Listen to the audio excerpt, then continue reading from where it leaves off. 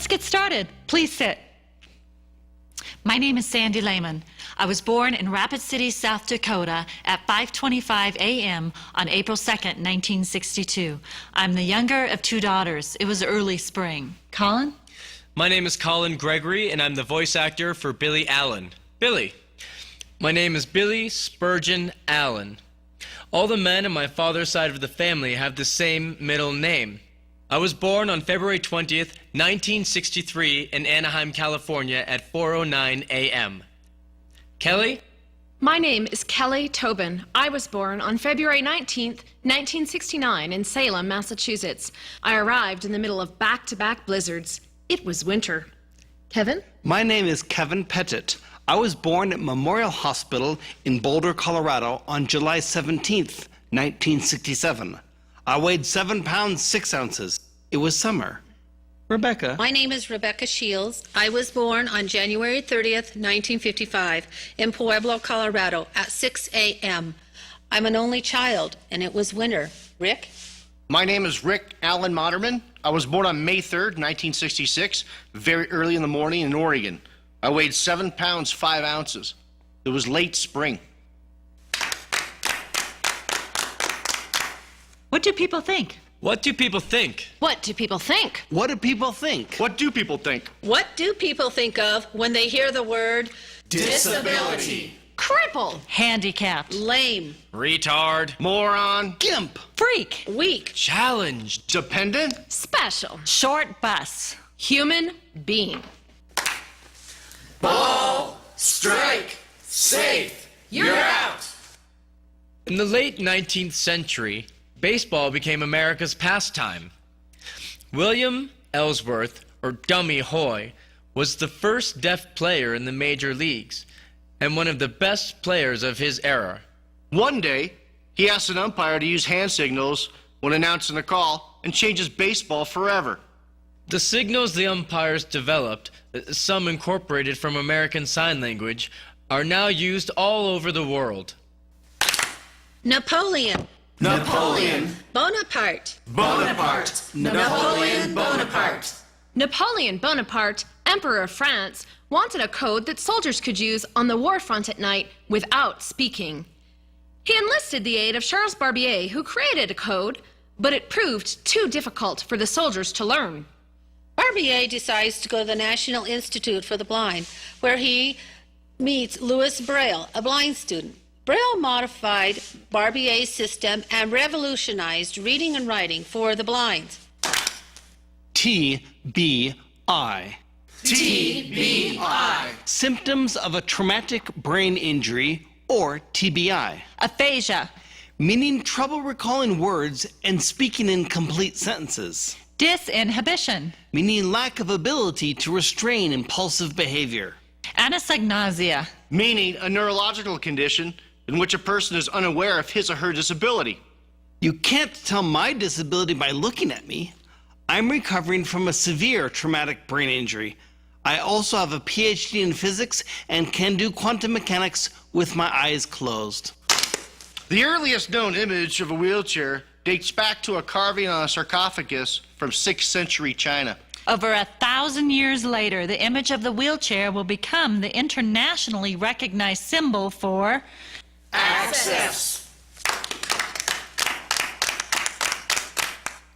1690. 1690. 1690. 1690. 1690. 1690. 1690. Martha's Vineyard, Massachusetts. The island of Martha's Vineyard is settled by 200 immigrants from Kent County, England. Many of the settlers carry dominant and recessive genes for deafness. The islanders develop a sign language that is used by all the town's residents. Town meetings are signed for all in attendance. Deaf Islanders Work. Mary, Vote. Hold public office. are considered equals. 1880. 1880. The International Conference of Educators of the Deaf meets in Milan, Italy. Alexander Graham Bell attends as the American delegate. The conference declares, Oral education is a preferred method of educating the deaf. Sign language should be repressed. deaf teachers are fired and replaced with hearing teachers who will teach deaf students to speak using the oral method. 1927. The United States Supreme Court declares The forced sterilization of people with disabilities is not a violation of their constitutional rights. over the next 50 years, more than 60,000 people will be sterilized without their consent. They are considered Undesirable elements. 1933. 1933. President Franklin Delano Roosevelt is sworn in as the 32nd President of the United States. He walks with braces or uses a wheelchair, a result of polio he contracted in 1921. He is never photographed in a wheelchair in public. Most Americans are unaware that their president has a disability. It would be seen as a sign of weakness in a great leader. 1940. 1940. The National Federation of the Blind is founded by Dr. Jacobus Tenebrook to organize against discrimination toward the blind. During this time, the blind are kept out of all kinds of jobs they are capable of. They are even kept in institutions or left destitute to beg on the street. 1941. 1941. World War II. World War II creates a need for labor in the United States. Deaf men and women are hired in record numbers. For the first time, employers recognize the abilities of deaf workers. 1954. The Vocational Rehabilitation Act of 1954 is passed, the first legislation to empower people with disabilities to be partners in making decisions affecting their own lives. 1955. 1955. Pueblo, Colorado. I am born premature and have to spend my first weeks in an incubator. When I am 3 weeks old, the doctors realize the oxygen has burned my eyes, and glaucoma has then set in. Corrective surgery is performed. I have some residual vision, but will always be considered blind. 1955. 1955. When I'm ready to go home, my grandmother says, I take baby home to raise, honey. You can't take care of her. That's the way we Mexican people do things. but my parents wouldn't allow that. Even though they are visually impaired, they know they can raise me. 1958. 1958. I am 3 years old and walking down the street with my parents. All of a sudden we hear, 3 blind mice. 3 blind mice. See how they run. See how they run. They all ran after the farmer's wife who cut off their tails with a carving knife. 1960. Rebecca, you're going away to school. It's a school for the blind. I don't understand. I think they are giving me away. I want to take all my toys with me, but Dad says, No, Rebecca, you have to choose. it is heartbreaking. I choose one doll and a pink and white fuzzy dog.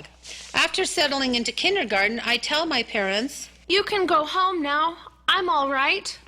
little did I know that once they left, I could have no contact with them for 6 weeks because it's a period of adjustment.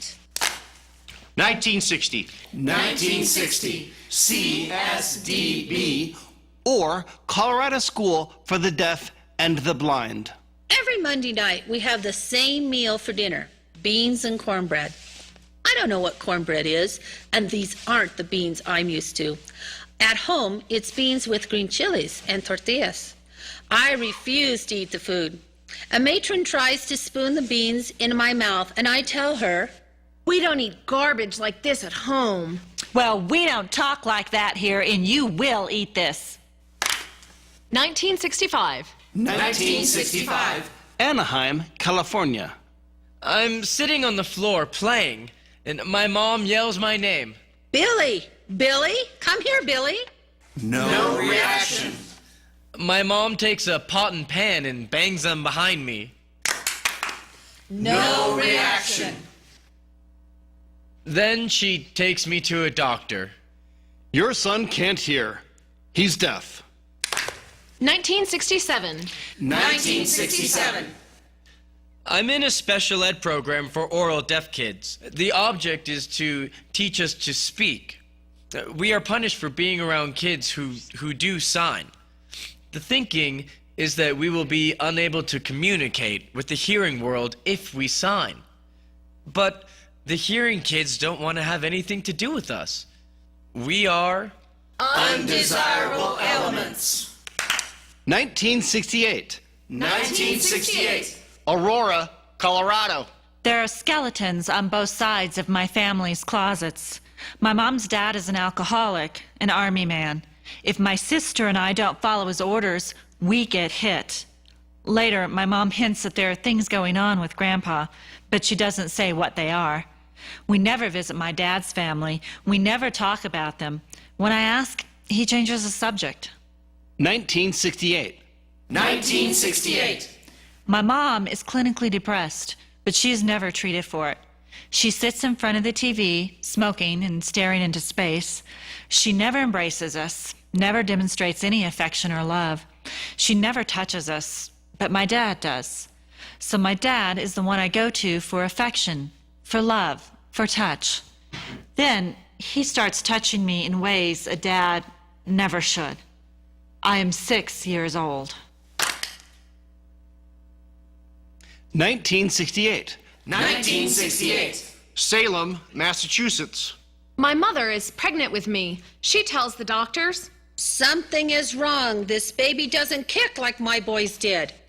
The doctors don't believe her. They tell her not to worry. They are sure they know best. 1969. 1969.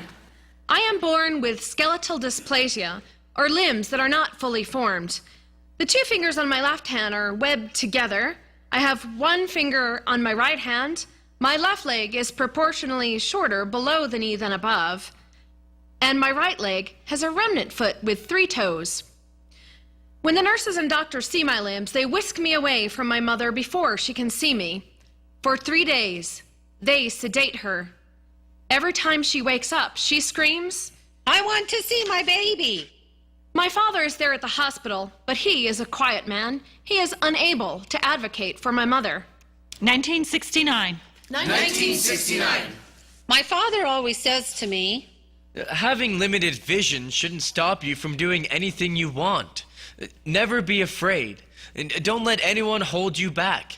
my father's encouragement and love will carry me on its wings for the rest of my life. He is the idol of my life.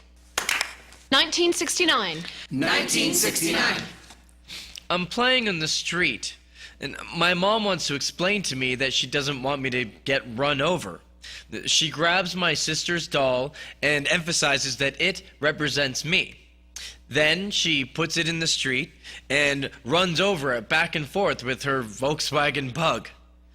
The neighbors watching think that she is insane. 1970. 1970. Devil's Head, Colorado. I am camping in the mountains with my family, the vast sky above us, the land spreading below us. Here in the wilderness, all the dysfunction can be left behind. Here in the mountains, I am heavily into connoisseur marshmallow roasting. There's a definite way to do it. It has to have enough heat, but it should not go up in flames. I fall in love with the mountains forever. 1970. 1970. My friend, Debbie Brotzman's family, keeps me sane. Her house is my sanctuary. Mrs. Brotzman treats me like one of her own children. But just before Debbie's dad comes home, I always hop on my bicycle and skitter away. I'm afraid of men. Any man. I never bring friends to my home. Not even Debbie. They might find out what I do with my dad. I think. I must be a bad person for this to happen to me.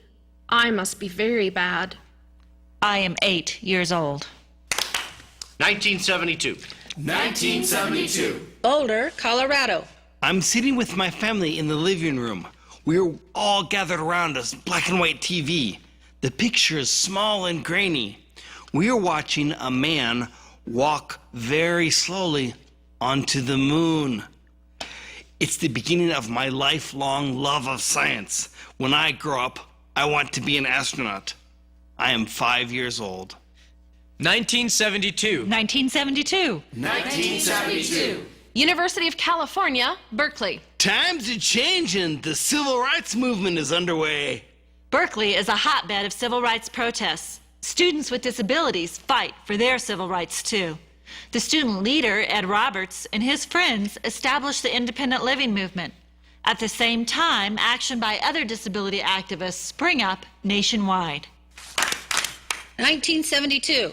1972. North Andover, Massachusetts. I am 3 years old. I have surgery to divide the webbed fingers of my left hand.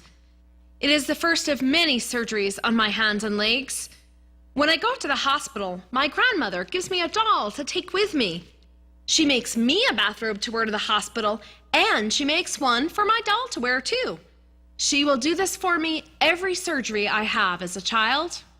1972. 1972. Cheer for DMB High. Cheer as the team marches by. We're always ready to fight for our colors, red and white. I'm a junior, a cheerleader, and I run track. I study music and all kinds of things. We do everything able-bodied kids do in school and out. That's the good stuff. But CSDB is very, very strict. It's like boot camp. 1973. I'm not doing well in school. On my tests, there's lots of red ink and corrections. Many teachers and hearing students just assume I'm mentally slow. I still can't speak, and my dad makes excuses for me. Billy is not going to succeed in the world like other people. Billy doesn't understand anything. That's just the way it is. My parents own a Mexican restaurant, El Adobe. My sister and I both work there. I take to cooking, but when I want to learn all the other jobs of running a restaurant, my dad just waves me off. I'm 10 years old. 1973. 1973. Virginia Court, Elementary School. Debbie and I are walking home from school. She tells me, Sandy, my family is moving. 1. 2. 3 seconds pass. I'm devastated. The world is over. Survival is not possible. When something bad happens, I just shut down. All emotions get turned off. 1973. 1973. I'm 18, ready to graduate. I've spent 13 years here at CSDB. I have mixed emotions, and I'm leaving a safe culture into the sighted world. 1973. 1973. Portland, Oregon. My parents divorced and my biological father leaves. We are moving to California with my brand new stepfather. I don't want to go. I pack a small bag and I try to run away. I make it across the street and hide in some bushes in the neighbor's front yard. The movers are loading my life onto a truck and nothing I can do is going to stop it. Will I ever see my biological father again? I'm 7 years old. 1973. 1973. Fremont, California. My new stepdad and I bond over golf. I take to it like a duck to water. But as time goes by, I get to spend less and less time with him or with my mother. They are completely wrapped up in their careers in the grocery industry. 1973. 1973. Every summer and Thanksgiving, I visit my grandparents in Alabama, who have a farm. From them, I learn how to ride horses and work with cattle. At Thanksgiving, I hang out in the barn with the animals because the guests just don't know how to talk to me. I'm more comfortable with the animals anyway. 1973. 1973. 1973. Congress passes the Rehabilitation Act, the first legislation to protect people with disabilities against discrimination. But President Richard Nixon vetoes the act. Disability activists take action across the country. In San Francisco, activists take over a federal building. The protests work. Congress overrides the veto and the Rehabilitation Act becomes law. It is only the beginning. Change comes slowly. 1974. 1974. Atkinson Elementary School. It is time for me to start kindergarten. I learned to walk at age 2 using a prosthesis on my right leg. And since then, there has been no stopping me. At my new school, the principal insists on installing handicap bars in one of the toilet stalls. I refuse to use that stall the entire year. 1974. 1974. I don't have any trouble making friends at school, even though I look different from the other kids. But there was one kid who gives me a hard time. He's a big bully. He says, Hey, what's wrong with your hands? Why do you only have 3 fingers? Hey, everybody, look at that girl's hands. Gross. when I tell my mom, she says, Just give him a good swift kick. With your artificial leg, that'll stop him. 1975. 1975. I graduate from junior college with presidential honors and then get married. I work in a special ed class as a paraprofessional in the town's elementary school. My first assignment is a student named James, who is 11 years old, but the size of a 1-year-old. He's in a wheelchair, and he says to me, If only you could see, there's a beautiful butterfly in the window. I'll be your eyes and you can be my legs. I know I can't do much, but at least I can see for people. 1975. 1975. I find a new lifeline in school. I join the track team. I'm not fast. I can't sprint, but I have better endurance than anyone. So in long distance running, I'm damn good. I find the approval and attention I'm looking for, but at the end of the day, I still have to go home. I am 13 years old. 1976. 1976. Sarah Villa, Junior High. The oral deaf students are an angry bunch. Most of us have punched holes in the walls of our homes because it's the only way we can express our sense of isolation and frustrations at not being able to communicate, not even with each other. Our special ed teacher, Betty Jean Wiley, knows this. She helps us to set up gatherings among ourselves so that we can at least have a sense of belonging to each other. She never stops believing in our ability to succeed. 1976. 1976. My mom is in the kitchen talking to my sister on the phone. I run in and I speak my first sentence. Mom, go, run and run. She brushes me off and continues talking on the phone. So I say again. Mom, go, run. This time, she dashes into the laundry room. I had put my dog Pogo into the dryer. She gets on the phone and she calls everybody. Billy spoke! Billy is speaking! She's ecstatic. Pogo survives to live to a ripe old age.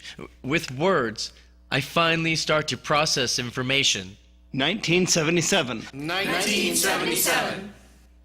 I feel like I'm sitting on the fence, belonging to neither the hearing world nor the deaf world. Through deaf friends at school, I meet secretly to sign. I feel a relief I have never felt before. It is a glimpse of the world that I can be part of, but it will take me 10 years before I will belong to it.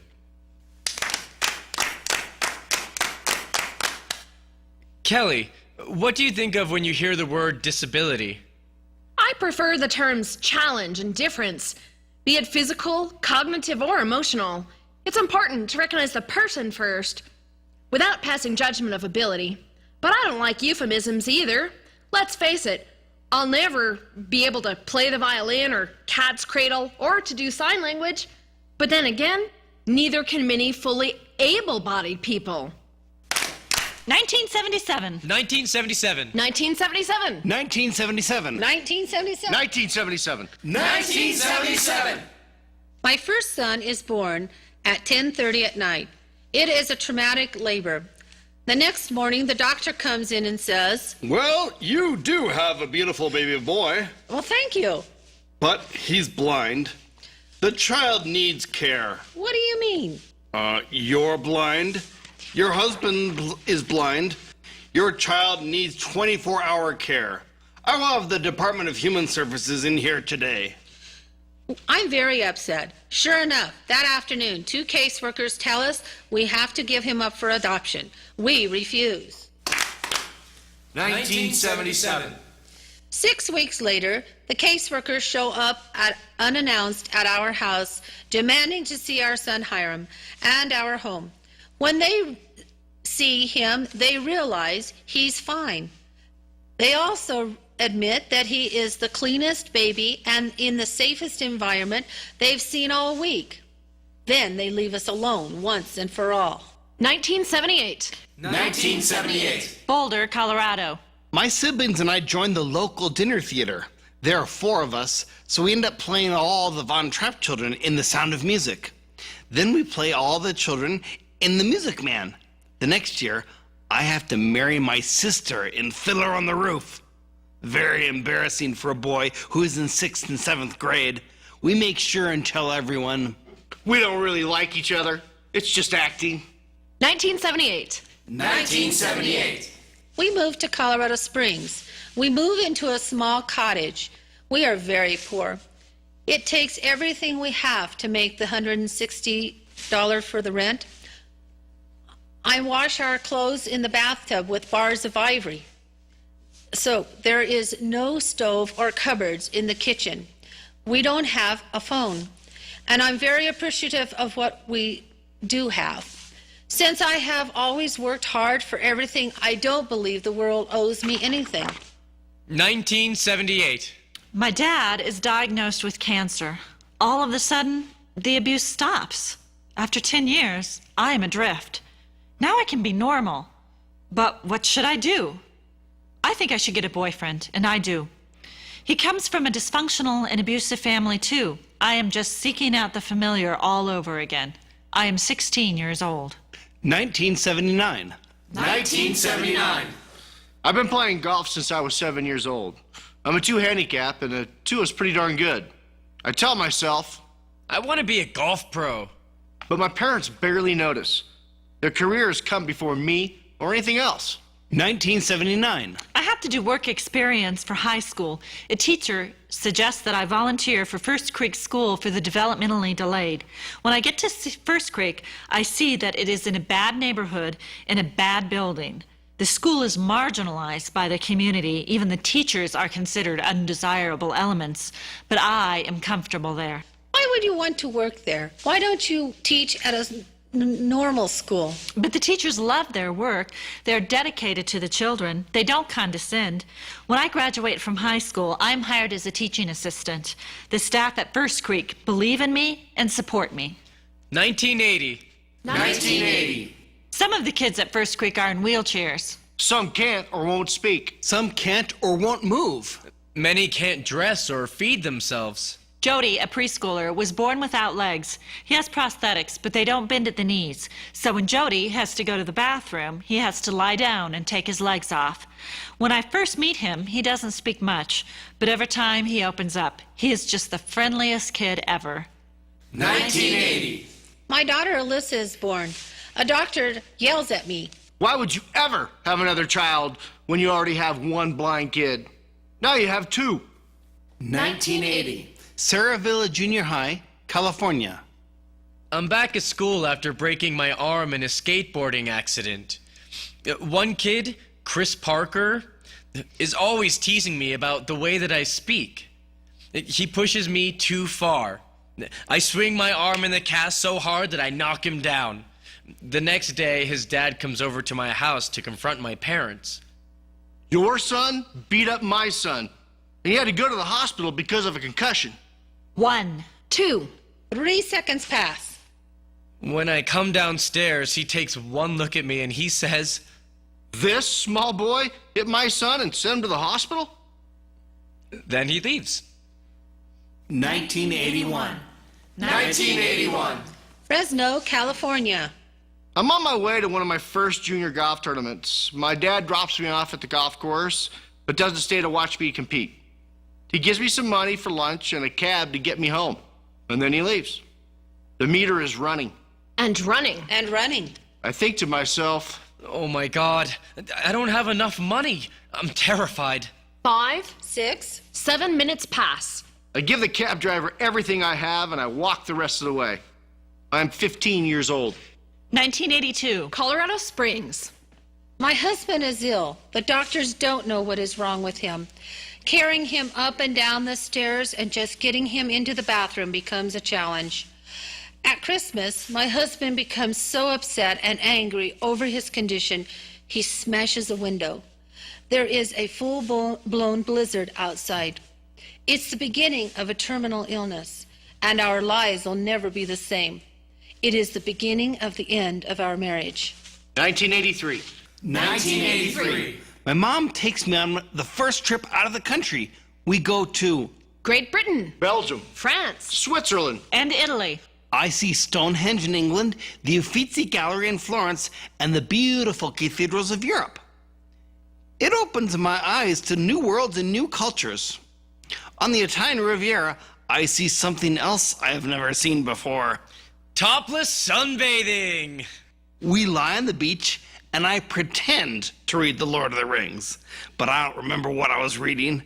For all I know, my book was upside down. I am 16 years old. 1983. It's the beginning of school. I am working at the registration desk. I'm assigned to help a girl named Karen who is on crutches. I remember Karen from my world history class. She was that smart girl up at the front of the row. We become good friends, and then we go to the fall dance together. We are inseparable from then on. 1983. 1983. On the first day of physics, the teacher, Mr. Geiger, says, You will all put away your calculators and use a slide rule. everyone else had to buy a slide rule, but I used my dad's. I aced the class. I love physics. It's the most basic and elemental of all the sciences. From that point on, I know I want to study physics. I am 17 years old. 1983. My father is dying. He's a 6'2" man, now weighing 110 pounds.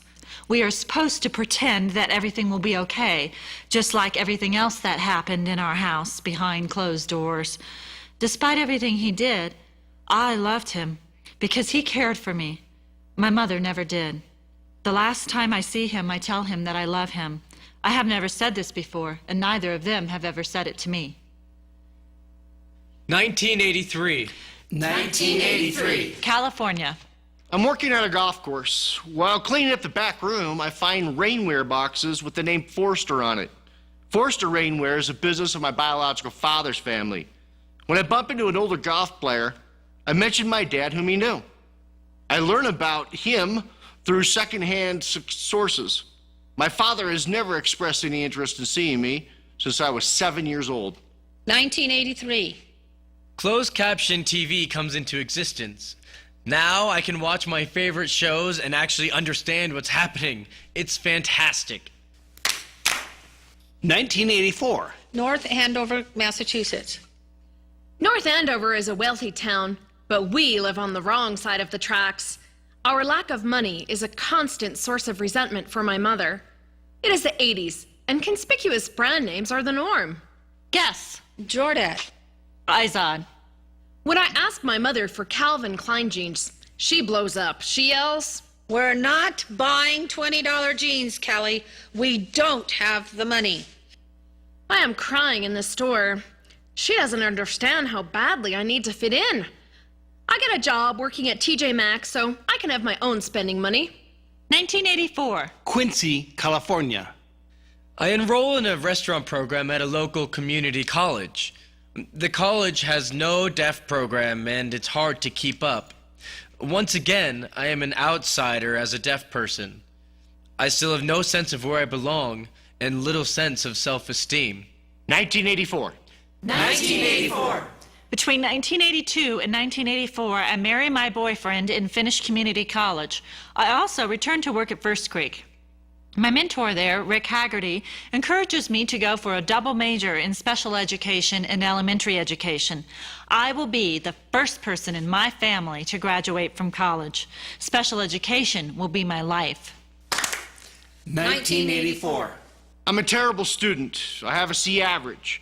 I'm chasing women, partying, and partying some more, and I'm playing golf about 250 days out of the year. When I was growing up, my parents were never there to teach me discipline, to teach me how to learn. They provided for my materialistic needs, but not for my emotional ones. 1985. 1985. I'm accepted at the prestigious Culinary Institute in New York City, and my dad agrees to help cover my costs. I'm really looking forward to going. Then I have a boating accident. When I recover, my dad says, I can't afford to send you to the Culinary Institute. Just come on home and help me open up another restaurant. 1985. I'm taking my son Hiram to Denver to have some tests done. I take my daughter Alyssa along as well. He is 8 and she is 5. When we arrive at the test center, the staff are not very nice to me. When it's time for lunch, they say, You have to go out for lunch. You can't stay here. I leave with one blind child, another with limited vision, and me with a cane. In an unfamiliar city, we are crossing busy streets with roaring traffic. I have no idea where I'm going. By the time we leave, I am one weary, angry parent. I work 2 jobs and ride 6 buses a day to support my family. For sure, there will be no money until the first of the month. 1986. 1986. For a while, I work at Broadmoor Elementary as a Braille teacher. Then I remarry and go back to school at the University of Colorado for a degree in sociology. It never occurs to me that as a blind person, I can't do this. My father has taught me well. 1986. 1986.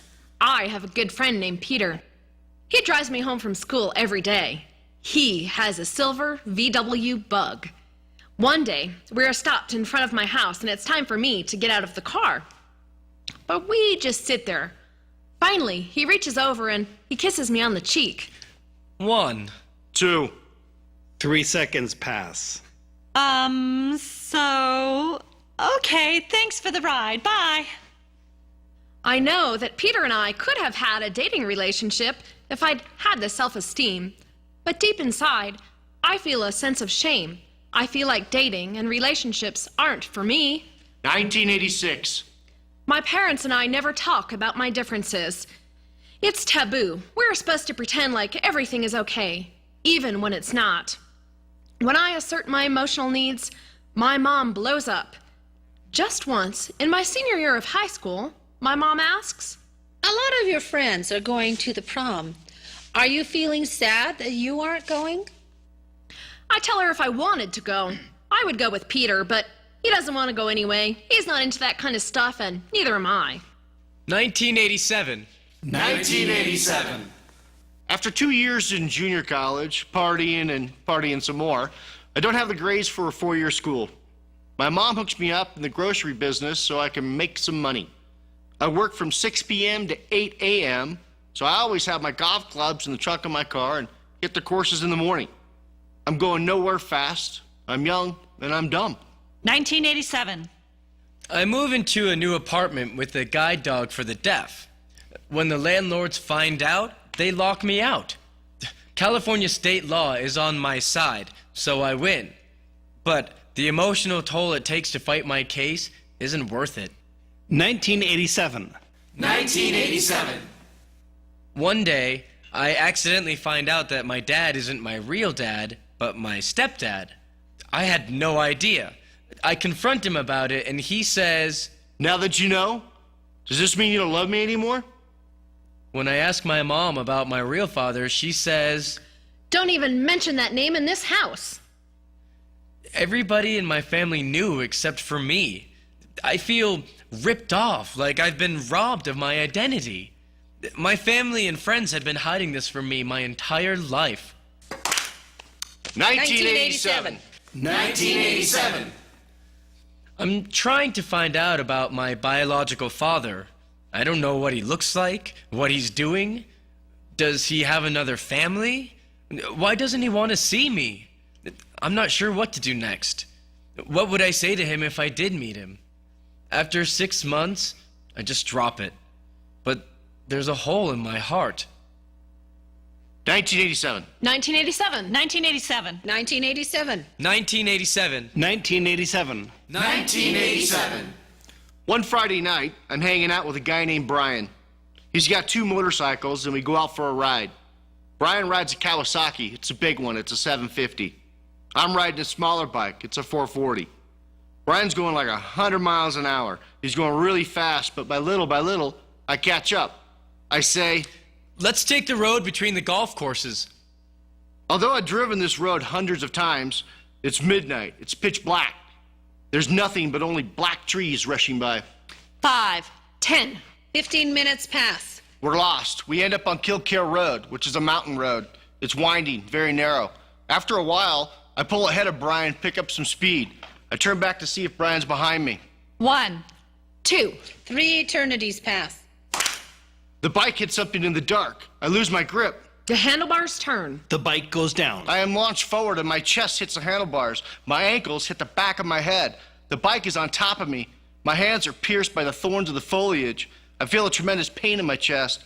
I know I will die if help doesn't come quickly. An angel soon appears in the spray headlights. A car stops. A door slams. Someone is walking towards me. Someone is standing over me. It's an off-duty nurse. She saves my life. 1987. A few weeks later in rehab, a doctor tells me the bad news. Rick, you're paralyzed. What does that mean? Can I have sex? Yes. Can I play golf? Yes. Okay, I'll live. What else can you say? I'm 21 years old. 1987. 1987. I am on painkillers, loaded to the gills. I am covered in tubes. The doctors are chattering away at me. Patients in my condition can only hear about 2 out of every 10 words. You're just so stressed out and drugged up that you don't really hear what anybody is saying. Why don't doctors and nurses understand this? 1987. 1987. Nothing is going right for me. I'm constantly stressed trying to lip read, to understand what people are saying around me. I feel like I'm on an island all by myself. I don't know where I'm going with my life or why I'm here. I don't want to live anymore. I'm drinking and I hit bottom. One night, I swallow a whole bottle of aspirin. 1987. I'm in a psychiatric center, and they put me in the C block for severe risk people. I'm there for 4 weeks going through counseling and reflecting on what it is that brought me to this place. Finally, I'm released into the regular part of the hospital. I walk through the door and I see all the staff members lined up into 2 long rows. Welcome back. It really moves me seeing them. I feel supported and appreciated, and I say to myself, Okay, maybe life isn't so bad. 1987. 1987. new deaf friends tell me about Gallaudet University, the only university for deaf students in the country. I realize there's a whole deaf culture that I know nothing about. It's quite an awakening. My ability to sign increases, and I finally find my identity as a deaf person. I can finally begin to grow. 1988. In the first 6 months after my accident, I lose 90% of my golf buddies. I don't want to be a burden on my parents. As a kid, I always felt that I was. And that is why they neglected me. I decided to focus on getting my independence back. I tell myself, I'm still healthy. I can handle it. Well, I'm a little shorter, but so what? Financially, I'm okay. So what the hell? As for my disability, I'm just not dealing with it. 1990. 1990. Burning. Tingling. Tingling. Burning. Shooting pains. pain due to my accident returns as chronic pain, which is neuropathic pain, a malfunction of the central nervous system or peripheral nervous system. I am given medication, but it's only minimally helpful. A good stiff drink might help. I start drinking heavily to numb the pain. 1990. 1990. 1990. The Americans with Disabilities Act is passed into law. It protects people with disabilities from discrimination in the workplace, in state and local government, in public accommodations, in transportation, and in telecommunications. This didn't happen because Congress just woke up one day and decided to pass it. It is because people with disabilities organized and took action, just like people who want change of any kind, anywhere. Billy, what do you think of when you hear the word disability? In biblical times, we were folks with leprosy, or perhaps we had the devil in us. We were exiled or executed for having such conditions. Now, as we emerge into the 21st century, society still doesn't grasp the negative impact their insensitivity has on people with disabilities. But I also see the dawning of a new understanding, people willing to relate to us, to touch us. Rick, what do you think of when you hear the word disability? I've never liked the word disability. I feel I am as able as most anyone else. I push a lawnmower from my wheelchair, wash my car from the chair, do laundry, shop for groceries, hold a job, and continue to be an active and productive member of society. If I were granted one wish, it would not be to walk again. It would be that every able-bodied person be in a chair for 3 full days. After those 3 days, they will hopefully have a different outlook and insight on life. 1991. 1991. I returned to my alma mater, the Colorado School for the Deaf and the Blind, as a substitute teacher. Sweet memories come flooding back. I recall sitting on a bench under an old tree with my high school sweetheart exchanging I love yous to one another. I wonder if I could be as powerful an influence to my new students as those who've walked before me. 1991. My 5-year-old son, Zach, wants Grandma to play with him, like grandmas usually do. Instead, my mother acts in exactly the same detached, emotionless way she did with me. I try to confront her about the abuse I experienced. She says, How could you say such a horrible thing? You are making it all up. It never happened. I don't want to repeat the dysfunction in my family. I don't want there to be more skeletons in the closet. I decide it's time to get help. I will spend 9 years in therapy. 1991. 1991. Pain returns. My father takes me to see a specialist in Western Massachusetts. He says, The problem is the alignment of your prosthesis and the stress that it places on your knee. You need an outset prosthetic foot to protect the knee. This is possible only through the amputation of the part of your leg below the knee. I cry for the entire 2-hour drive home. My father doesn't say a word to me, doesn't pat me on the arm or hand me a tissue. He doesn't have the emotional tools to reach out to me. He never has. We make the whole trip in silence. 1992. I'm a mess. I'm lost. I feel like paralysis has taken away my manhood. I split up with my girlfriend. I'm spending all my time partying and drinking and not dealing. I can't play golf anymore. I don't want to go home and look in the mirror. I have no guidance, no spinal cord injury support group, no internet. 1992. 1992. I'm going downtown to get my benefits. I just happen to be wearing a suit and a tie that day. Most of the people I see there are down and out and homeless and people needing food stamps. I will never forget this image.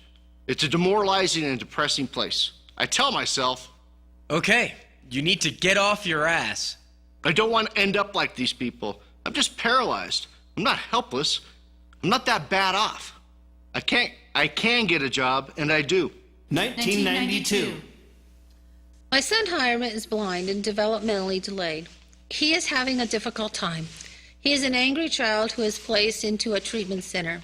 One day, I get an anonymous call. I will get into trouble if anybody knew I called. They have done some horrible stuff to your child. I call my attorney and get hire him out. My son is lucky, but what happens to other kids who don't have anyone watching out for them? 1992. 1992.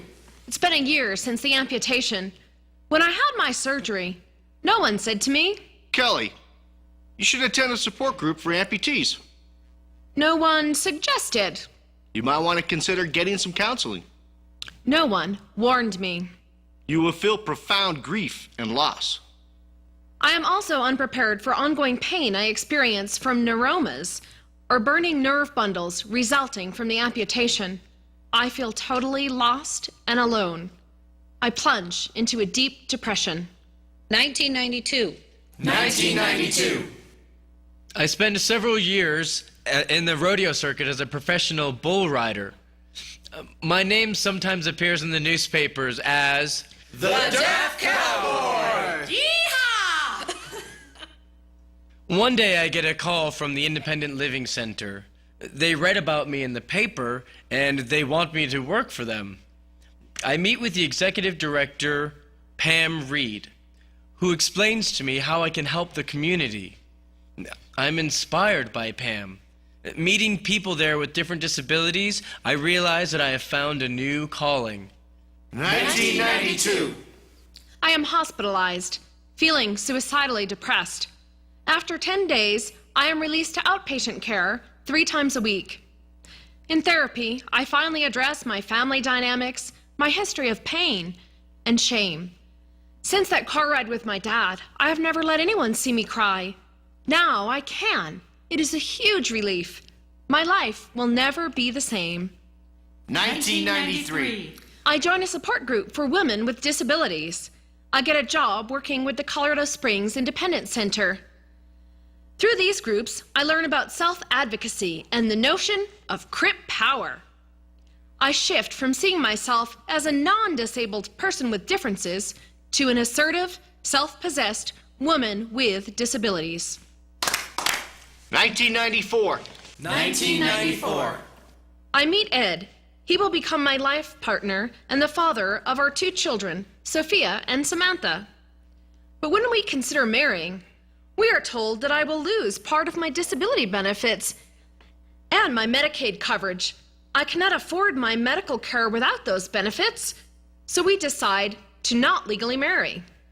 1996. I divorced my husband. It is very ugly and very nasty. A year later, I start dating a man named Steve Peterson. With Steve, I re-engage with my love of sports. He brings out the kid in me. I was never allowed to be a kid growing up. One time, we go hiking and it starts to rain. Steve and I start to dance in the rain without a care in the world. 1996. 1996. I want to get away from everything I know in California, so I go back to school at Oregon State University. But there are only 2 guys in chairs there, and the campus really isn't all that accessible. One day, I'm on a shower bench in my dorm. It's just been remodeled. I'm sitting on a shower bench, and when water, it starts coming out of the wall instead of the shower head. Then the bench I'm sitting on, it pulls right out of the wall. Maybe it's a sign that I should leave Oregon State. 1997. 1997. Northfield, Minnesota. After getting my PhD in physics, I'm back at my alma mater, Carleton College, this time as a professor. My specialty is quantum mechanics. I feel respected and fulfilled in my role as a professor. I truly enjoy teaching my students, and I'm considered a rising star in the department. Karen and I have married, and we have a wonderful son. Life is good. 1997. Arizona State University. I transferred to Arizona State. It's a revelation. There are 1,500 people with disabilities here. There's support here, including a center for students with disabilities. This is where I learned to be a guy with a spinal cord injury. With the help of the director of the center, who was a taskmaster, I learned to be disciplined. I learned to focus myself. 1998. 1998. 1998. 1998. 1998. 1998. 1998.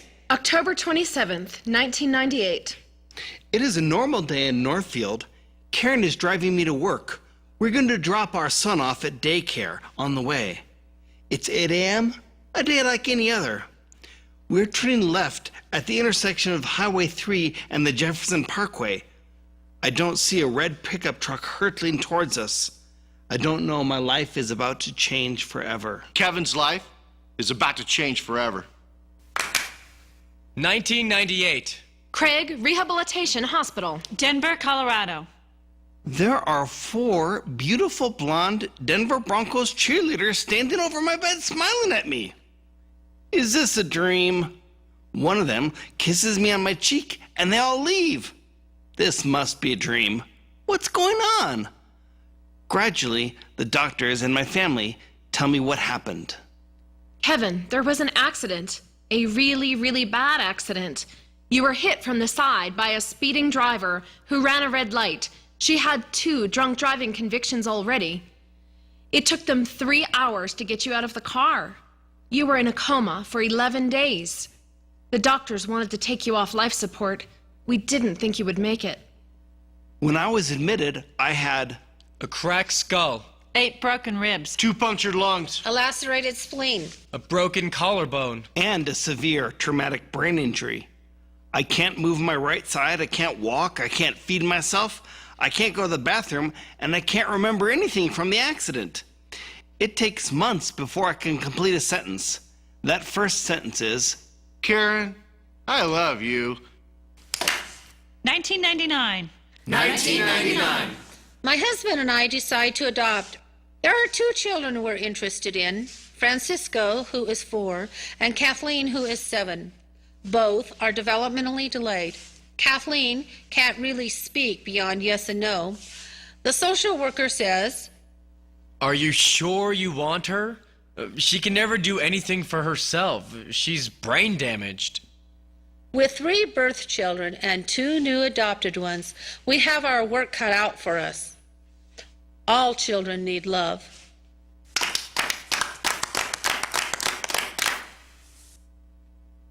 Sandy, what do you think of when you hear the word disability? Poverty. Gut-wrenching, desperate poverty. Discrimination. I think of disability-specific organizations not meeting their promise. They don't provide enough help, and most services are paternalistic, condescending, and disrespectful. I think of people with disabilities making their own voices heard. I have a secret desire to chain myself to inaccessible buses. I think of an amazing adventure, a new life. Kevin, what do you think of when you hear the word disability? At first, I rejected that this term applied to me, but slowly, I realized that I am disabled and will be for the rest of my life. At first, this troubled me greatly, but now I see it differently. Instead of thinking about disability, I think of how all people are only temporarily able-bodied. We all have a path to walk in life, and one way to look at disability is just that some people have a steeper slope on their path. We need to remember that we're all hiking up the mountains of life, not as individuals, but as a team. And if we support each other, we can all climb higher. 1999. 1999. 1999. After 5 months, I leave Craig Hospital and return to Boulder, where my family is. I go to the Mapleton Center for Rehabilitation for physical therapy, occupational therapy, and speech therapy. I have to learn to do everything all over again. Go to the bathroom. Use a knife and fork. Cross the street. Button my shirt. It turns out that Mapleton used to be called Memorial Hospital, the hospital where I was born. Talk about coming full circle and starting all over again. I'm 31 years old, and my 3-year-old son has more life skills than I do. Now, Karen has to take care of both of us. 1999. I have loved the mountains since I was a child. I climbed my first 14er, then my second, and keep going. I start mountain biking with my kids around Summit County. I become a serious skier. In a few years, my physical capabilities will be seriously challenged, but I don't know it yet. 1999. Burning. Tingling. Tingling. Burning. Shooting pains. 10 years have gone by, but the neuropathic pain persists, sometimes briefly, sometimes keep me up all night. I try new medications, but nothing helps. 1999. As soon as I return to Boulder, I start to go to church again. I want to go somewhere where I can think about other people and their needs, not just my own. But when I try to talk to people, they look scared and uncomfortable. They think that I'm just stupid or broken because I'm still recovering my speech. I always thought church would include everyone, and now I'm finding out it's a lie.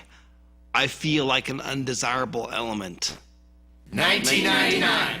One of the possible characteristics of traumatic brain injury survivors is difficulty in expressing my emotions. Sometimes I get angry, so angry I throw things. The problem is that another symptom of TBI is short-term memory loss. So I can remember being angry, but I don't remember why I was angry. I feel like I've turned into a real jerk. Who am I now? 2000. Arizona State University. At a school career fair, I am recruited by Morgan Stanley, the investment firm. You are required to take and pass tests that are like mini bar exams. They are tougher than any tests or papers I had to do in college. But I pass. 2000. Francisco, my newly adopted son, is about to turn 5. I ask him. What kind of birthday cake do you want? He says, No cake for me. No cake for me. Just cake for Kathleen, but no cake for me. I asked the social worker about it. He's never had a birthday celebration. When the day comes, we bring out a Mickey Mouse cake with glowing candles. Francisco looks in disbelief and says, Cake for Francisco? A cake for Francisco? then he bursts into tears. 2001. Karen says to me, You are not the man that I married. You are not the husband that you were. we were high school sweethearts. We were in love. Before the accident, we were happy. Things were good. Now she wants a divorce?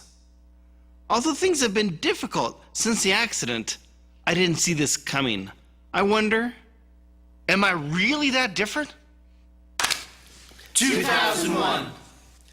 I'm promoted to the assistant director of the Independent Living Center, but I realize that if I want to move up more, I need to get my bachelor's degree. I decide to go to Gallaudet University. 2001. Washington, D.C. At Gallaudet, I encounter the politics of deaf culture. People with cochlear implants eat together, The big D deaf. meaning deaf people born to deaf parents eat together. The small D deaf. Meaning people like me with hearing parents and those who didn't go to deaf signing school growing up eat together.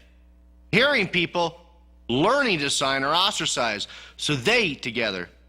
Some students at Gallaudet would say, If you're a hearing person, you don't belong here. Gallaudet is for the deaf community. Go back to where you came from. 2001. it has been almost 3 years since the accident. I've been teaching physics at the University of Colorado, but I am determined to return to my job at Carleton. Before I return, one of the doctors at Craig evaluates me for my cognitive function. He says, In my 35 years of work as a psychologist, I've never seen someone recover from such a low-level state as well as you have. when I get back at the physics department is supportive, but the dean is not. At the end of the year, my co-teacher recommends that I allow to be teach my course alone. 2003. When I was first recruited by Morgan Stanley, the recruiters talked up the glamour, the benefits, the money. But when you get down to it, it's just about selling. You're a used car salesman. You just smile and dial and get people to open accounts and move their assets over. I hate the work. I quit my job. 2003. I bring a friend to my mother's house for dinner. She is hearing, but she signs quite well.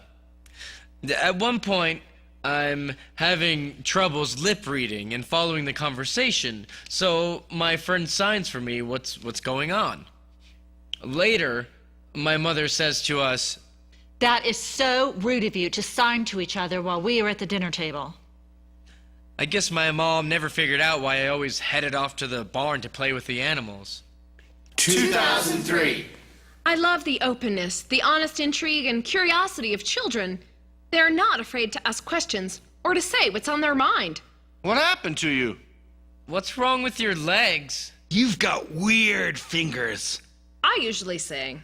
This is the way I was born. I've had these hands since I was a baby. Or I might say, Piranhas attacked me when I was swimming in the river in the Amazon rainforest. then I ask the kids which answer they prefer. Inevitably, they prefer the truth. Parents are trickier. They're often uncomfortable shushing their children or pulling them away abruptly. That is shameful to the child and to me. 2003. I've been back at Carleton for 2 years. I still have problems with my speech and with my memory, but I am making progress. I'm getting along with my students. My teaching is going well. Suddenly, I am told by the dean that my contract will not be renewed. I find out that one of the evaluators assigned to me had told the dean, It's been 4 years. His recovery is finished. the thing about traumatic brain injury is that no one can predict the outcome of recovery. There's absolutely no proof that my recovery is over. I contact the state's Department of Human Rights to see about pursuing a case under the ADA. They say, We're sorry, but we can't take your case. We feel there's a 90% chance that you would win, but we can only take cases that we are 100% sure we will win. I can't afford to pursue the case privately, and besides, it's not about the money. I don't want a settlement. I just want to teach. 2003. I'm volunteering on a hotline to help people who have lost or are losing their vision. They call directly to my home number, which has a double ring if it is the hotline. One evening at 8 o'clock, the double ring comes. My friend just went blind overnight. He's out of state and he doesn't have anyone to talk to. Can you help him? Have him call me. Time passes. Time passes. Time passes. He calls. I don't want to live if I'm going to be blind. After talking to him for 2 hours, I hear a gun click. I tell him, If I can get someone to come be with you right away, will you promise me that you will not hurt yourself? in 10 minutes, I get help for him. The next day, I reach a mental health center which refuses to help. I then get help for him from an organization for the blind. 2004. My son Zach is a senior in high school. My daughter Tori is a freshman. We're on a shopping trip at an outlet mall.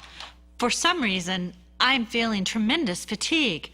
By the time we get to the KFC for a bite, I'm getting dizzy. My brain shuts down. It's all I can do to get into a chair. I always order the same thing at KFC, but I can't remember what it is. Soon after, I go to a doctor who says, It's your blood sugar. Eat better next time. 2004. After my accident, I spend a lot of time thinking about God. I wonder how God could let something like this happen to me, or to anyone. I spend a lot of time asking, Why me? now, in a strange way, I think the accident was maybe a gift from God. Maybe it was a wake-up call to me and my family. Now we never say goodbye without first saying, I love you. We don't take anything for granted. 2004. I'm still getting dizzy. I'm losing my balance. Whatever is making me sick is preventing me from doing my job. I have to quit what I love, teaching special ed. 2004. Things have not been going so well with my second husband. His commitment to raising our children has faltered. He has also become verbally abusive toward us. After many years, he backs out. I'm very bitter about this. He never has closure with the children, which is hard for them. There are times when I want to throw in the towel myself. But how can I? What would happen to my children if I did? I'm all they've ever known. 2004. I've dreamed of getting my master's in counseling, so I go back to school one night a week. But it's not easy. I take paratransit to classes, but the buses stop running before classes are over. Jeff Ames, a staff member at the Rocky Mountain ADA Center, helps me out. For 2 years, he drives me home from class without fail. I will always remember his kindness. 2005. The fatigue continues. I'm still having problems with my balance. What's going on? I can't climb 14ers anymore. I see another doctor whose prognosis is... It's your blood sugar. Then my foot starts dragging and the balance problems get worse. I see doctor after doctor. Finally, one says... You have multiple sclerosis. 2005. Portland, Oregon. While I'm in Oregon to visit some family, I get my biological father's telephone number and decide to contact him. I have never called or spoken to him, and he has never called me.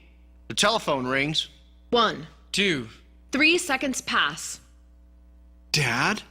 It's Rick. I want to come see you. Can I come see you? He says, no. 2005.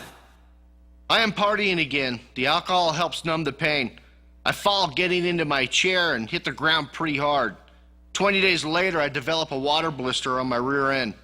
The doctor I see misdiagnoses it.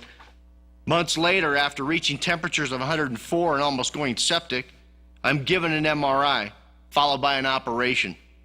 2005. I am sent to a nursing home to convalesce. I have never been in a nursing home before. I hope I'm dead before I have to be in one again. My roommate is an 85-year-old man who is restrained and treated like an animal. Nursing homes should be audited on a regular basis. They are like nightmares. 2006. Every side effect you can get from MS medication, I get. I decide to go to my chiropractor and acupuncturist to try an alternative. This is what saves me. 2006. May 6th, 2006. I graduate with my degree in professional counseling. My specialty is loss and grief. I still have to do an internship, so I call a hospice. Oh yes, we need an intern. Come in. I meet with them several times. Time passes. Time passes. Time passes. I don't get this internship there, and later I learn that they were afraid of my blindness. 2006. My biological father passes away. His family never loved me or helped me, so I closed the door on them for good. However, the father I never knew remains to haunt me forever. 2006. When I stopped teaching, I felt as if I had lost my calling. I'm looking for another purpose in life. I start to think about how I can help people with disabilities. I think their spiritual qualities are almost never appreciated, and frequently their spiritual needs aren't met. I decided to go back to school to become a minister. I want to be a liaison to churches and help them be more inclusive and accessible for people with disabilities. 2006. With MS, my health gets worse. Some days I have to use a wheelchair when I'm just not able to walk very well. Fortunately, I discover Breckenridge Outdoor Education Center. It's an adaptive ski organization. I meet Quentin Gray, a tiny little guy with wild red curly hair who's paraplegic. He is also one of the best athletes I have ever met. He explains monoskiing to me. Okay, you're sitting in a form-fitting seat with your legs and supports in front of you and one ski mounted underneath you. Instead of the poles, you'll be using outriggers with short skis on the bottom. At first, you'll be using your outriggers a lot, but the object is to ski with your torso. I progress quickly, and later I have an opportunity to monoski in a terrain park. I say, Quentin, I think I'm too old to jump. If I can do it, so can you. being active restores me. I even start cycling again in a hand cycle all the way up Vale Pass. It's a very emotional experience. I never thought I'd be able to do that again. 2007. My years in the financial service industry are a waste. I leave it for good and strike out, but I'm having a hard time finding work. Having just built and moved into my first truly accessible home in my life, I find I'm going broke. Depression hits hard and I need some help. 2007. I hire Randy Eck as a life coach. We meet once a week for 6 months. He is like a father figure to me. He too had an absent father. He helps me to put the anger I don't realize I have in check. He helps me to move into the future without letting the bags of the past drag me down. 2007. Can I help you? Can I help you? Can I help you? Can I help you? Do you need any help? People treat you differently when you have a visible disability. When a woman asks me if she can push my chair for me, I say, No thanks, I'm fine. but then she gets really angry. Some people are so bitter they won't accept help even when they need it. But I don't need help. That's why I start writing a column for the Summit Daily News, so able-bodied people understand our situation better. Two of the editors think it's just for people with disabilities because They need to learn how to get along in the world. I tell them, But it's not for people with disabilities. It's for able-bodied people to understand what the disability community is looking for. 2007. A deaf acquaintance asks me for help to call a suicide hotline. We call through a video phone with relay, but the hotline operator just keeps hanging up. I tell the relay interpreter, Call them again and don't identify yourself as an operator. Just say we have a person who wants to kill himself. but before he can say this, the hotline operator says, We can't accept third-party calls. We must speak to the person directly. then they hang up again. 2007. my health insurance is useless. It only pays a small percentage for MRIs and hospitalizations and nothing for my wheelchair. I spend hours on the phone trying to get them to pay for things. I have to curtail the acupuncturist and the chiropractor who have been so helpful for my MS. My financial situation is a disaster now. I tell people my only asset is my cat. The safety net has huge holes in it and people are falling through it as we speak. 2007. One day at Breckenridge, Quentin and I are headed to dinner after skiing. A snow pile had avalanched over the ramp along the stairs. Quentin doesn't miss a beat. He goes in his wheelchair down the stairs, backwards. I think to myself, If Quentin can do that, so can I. in 2007, I am awarded Colorado Ski Country USA's Adaptive Athlete of the Year. My disability is not who I am and not all that I am. 2007. My grandson is born to my daughter Alyssa. My heart aches as I hear the social worker questioning her. How will you take care of your baby? You're blind. How will you do the laundry? How will you feed him? 2008. Well-meaning people say to me, Well, if you have to work, perhaps you can work at a call center or scan invoices. Have you tried Social Security? is the only thing left to me being a Walmart greeter? Is that all I can do? I used to team lead a group of master's and doctoral level professionals, and now I'm down to this? I struggle with self-doubt in the face of all these well-meaning people who are just so sure that I'm not capable of much. There's a sea of people with disabilities out there whose capabilities are being wasted. 2008. My ex-husband and my daughter Alyssa have had dog guides. I've always been too busy helping others to get one. Now is my chance. So I go to Detroit to train for 28 days. Originally, I wanted a female dog, but I get a male named Rizzo instead. And I say to my trainer, It's okay. We had a long talk, and Rizzo promises never to lie or to cheat on me. 2008. It is almost impossible for a person with MS to get on Social Security. MS is so variable. Sometimes I can walk short distances, sometimes I can't, so Social Security thinks you're faking it. They treat you like a small child who knows nothing. Disability service organizations often don't do much better. They create a climate of learned dependency. Until I got MS, I had perfect credit. Now, I'm living on the edge. 2008. A few years ago, I found out about Family, or the Physically Handicapped Actors and Musical Artists League, a theater troupe in Denver for people with disabilities. In my first show, I was cast in the chorus of Joseph and the Amazing Technicolor Dreamcoat. The other performers had to help me remember when my entrances were and where my exits are. Now, after 4 musicals, I've worked up to my way to have a speaking part of one whole line. Family has really become like family. 2008. I finally find the right doctors to approach about performing a double surgical amputation, something I hope will lessen some of my pain and increase my endurance. I am met with stiff resistance from my family and some of the professionals, including my prosthetist. They see amputation, I think, as a form of failure, and they are scared for me. 2008. While waiting for my bus at the Frisco transfer station, I'm approached by a young skateboarder. Can you do wheelies? When I was in the hospital with my injury, I got to do wheelies in my wheelchair. I got really good at it. Some of my friends can do great wheelies. You should try taking your chair down the wilderness bike path. I've done it on my board.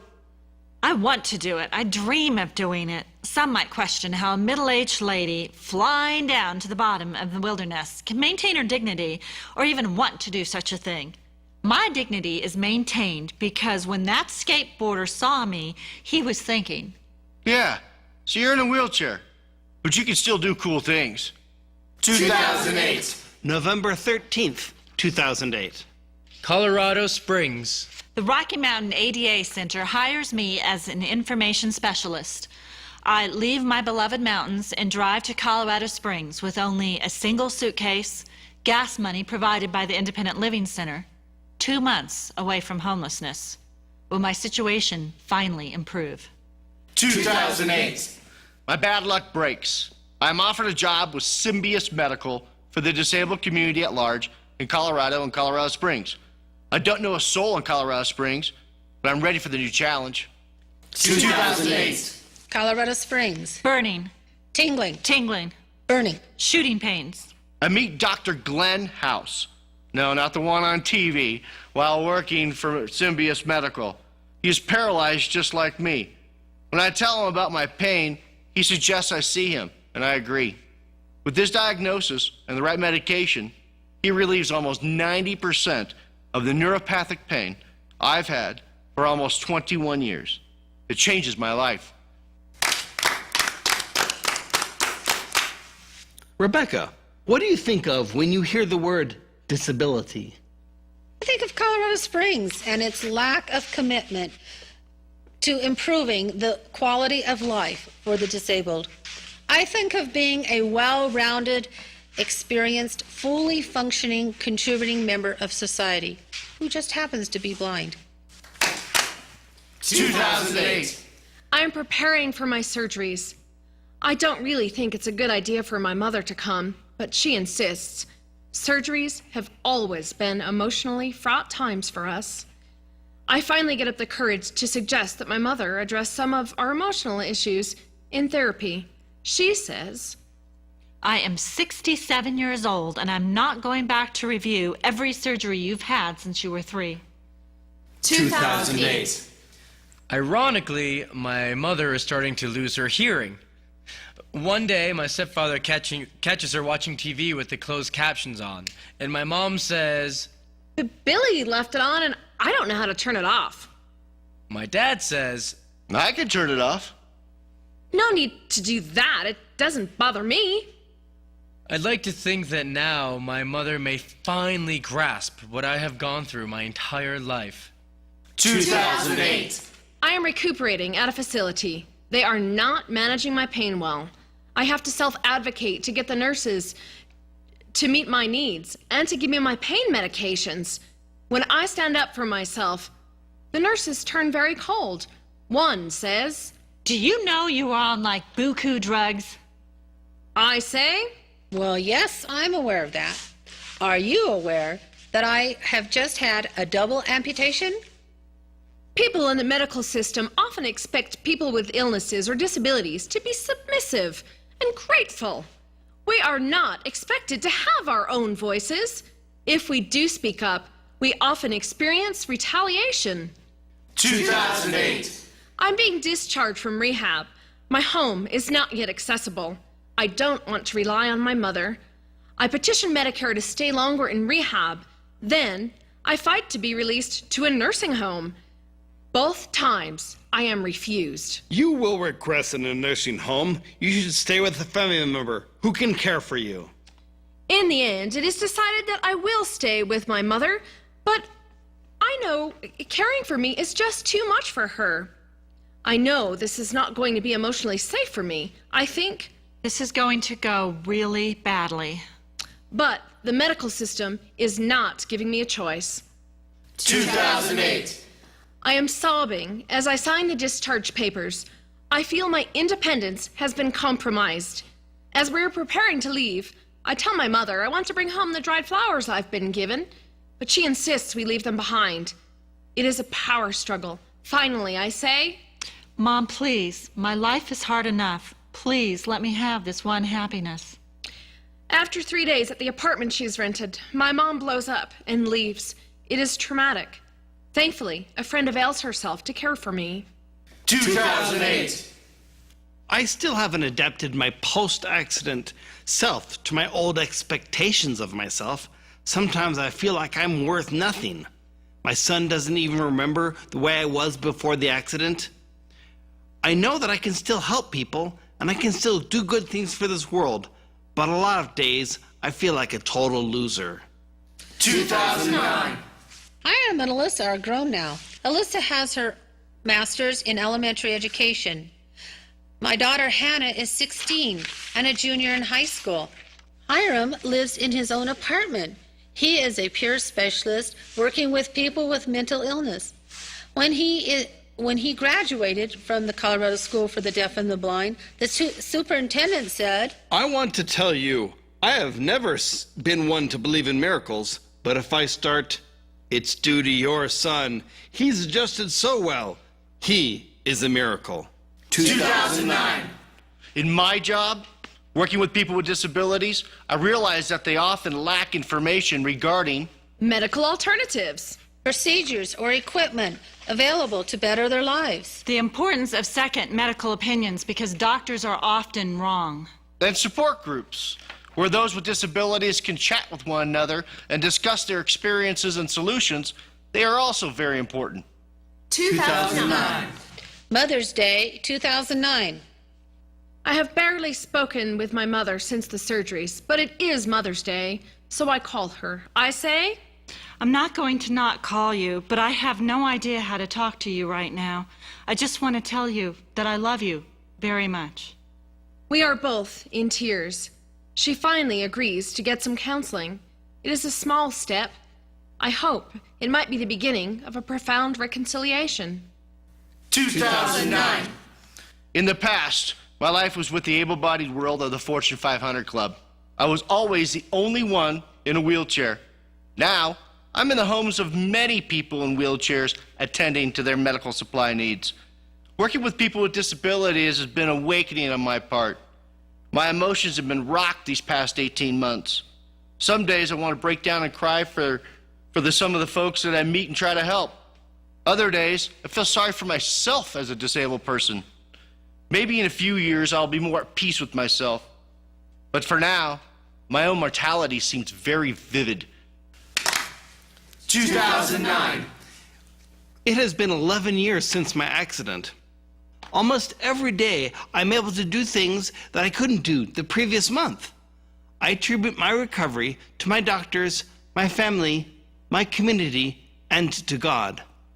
When I first learned about my TBI, I decided I could expect recovery for 1 year, and everything else that improved or recovered after that was simply a gift. I still embrace that. I also feel that my injury and disability will continue to make me into a better person. 2009. I absolutely love my job with the Rocky Mountain ADA Center. My writing skills and my training as a special ed teacher are appreciated there. My work is making a difference for people with disabilities. The staff doesn't see my wheelchair. They see my skills. 2009. People often assume upon seeing me that I'm unable to do most daily tasks. They're utterly amazed to hear I'm the mother of 2 children and live a full life. They say, You are so brave, so inspiring. I just don't know how you do that. I know I couldn't. I want to say, Do I really have a choice? What other options do I have? one thing I've learned about myself is that I maintain hope. even in dire circumstances. I'm on a journey to understand why others don't necessarily share this trait. I never think, why me? But rather, why anybody? 2009. My two children, Francisco and Kathleen, have come a long ways. Kathleen speaks 5-word sentences now. She will always need help, but she is well adjusted. Parenting is a huge responsibility. I also have ambitions for myself, continuing my counseling work, to travel, and I've been doing writing for a while now. It's time for me to look to my own needs. It's time for me to look after myself. 2009. People ask me, How do I communicate with a person with a disability? the answer is ask. Don't be afraid to ask. When a person with a disability sees someone making an effort, it's appreciated. It helps to bridge the gap. We're all human beings trying to connect. We're all from different ethnic, cultural, racial, gender, and disability backgrounds. But we all have an enriching variety of human experiences to share. One day we will learn to live with one another in harmony, regardless of our differences. I hope that this will happen in my lifetime.